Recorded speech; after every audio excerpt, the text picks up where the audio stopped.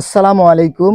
দর্শক শ্রোতা, আপনারা জানেন প্রসাবখানাগুলো পরিষ্কার করে দেই, কারণ পরিষ্কার পরিচ্ছন্নতাই হলো ইমানের অঙ্গ। আজকে আসলাম আমি ছাউতপাড়া জামে মসজিদে। এসে দেখি যে বেহাল অবস্থা। তার কারণ আপনারা ভালো করে ক্যামেরাম্যান একটু ভালো করে দেখেন। আপনারা দেখতেছেন দর্শক যে আসলে আমি আসছিলাম যে এই আহ, প্রসাবখানাগুলো পরিষ্কার করে দেব, কিন্তু দুঃখের বিষয় প্রসাবখানার অবস্থা দেখে আসলে পরিষ্কার করার মতো কোনো অবস্থায় নেই। তাই আমি সবাইকে দৃষ্টি আকর্ষণ করতেছি, আমাদের এই ফুলবাড়ি উপজেলার যত মানুষ আছে এবং সবাইকে আমি দৃষ্টি আকর্ষণ করতেছি এই সাউথপাড়া জামে মসজিদের উপরে কিন্তু একটা মাদ্রাসা আছে। মাদ্রাসাও এখানে বাচ্চাদেরকে পড়ানো হয়।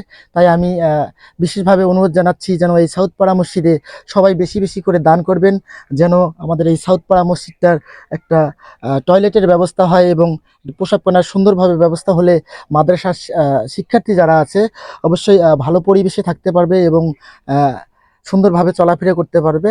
আমি এখন এই মাদ্রাসার একজন হুজুরের সঙ্গে কথা বলবো। আসসালামু আলাইকুম। ওয়ালাইকুম আসসালাম রহমতুল্লাহ। আচ্ছা, আমি এসে দেখলাম যে বাথরুম নেই, প্রসাবখানার অবস্থা বেহাল। আমি আসলে এগুলোই কাজে করে বেড়াই সব সময়। তো যেহেতু নাই, এটার বিষয়ে আপনার বলার কি? আসলে এটা মসজিদ কমিটিরা পদক্ষেপ নিয়েছে এটা করার জন্য, যেহেতু এখানে বাচ্চারা গভীর রাত্রেও ওঠে ইস্তেঞ্জা সারার জন্য। তা এটা দেরি হওয়ার কারণ তো আর্থিক সংকটের কারণে এটা দেরি হয়ে যাচ্ছে।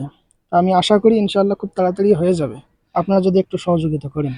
ইনশাল্লাহ আমরা হুজুরের কাছ থেকে শুনলাম যে আসলে আর্থিক সংকটের কারণে এই কাজটা হয়তোবা অনেক ধীরে হচ্ছে। ধীরে মানে কি হচ্ছে না।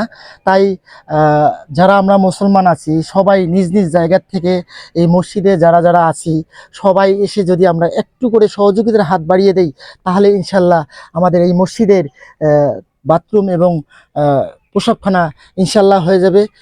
দর্শক শ্রোতা, আপনারা দেখতেছেন যে এটাই হলো সাউথপাড়া জামে মসজিদ। হ্যাঁ, এই মসজিদটাই কিন্তু আমি আজকে এসেছি। আসলে দুঃখজনক হলেও এটাই বাস্তব যে আমাদের এত সুন্দর একটা মসজিদ হয়ে গেছে আপনাদের ভালোবাসায় এবং সবার ভালোবাসায়।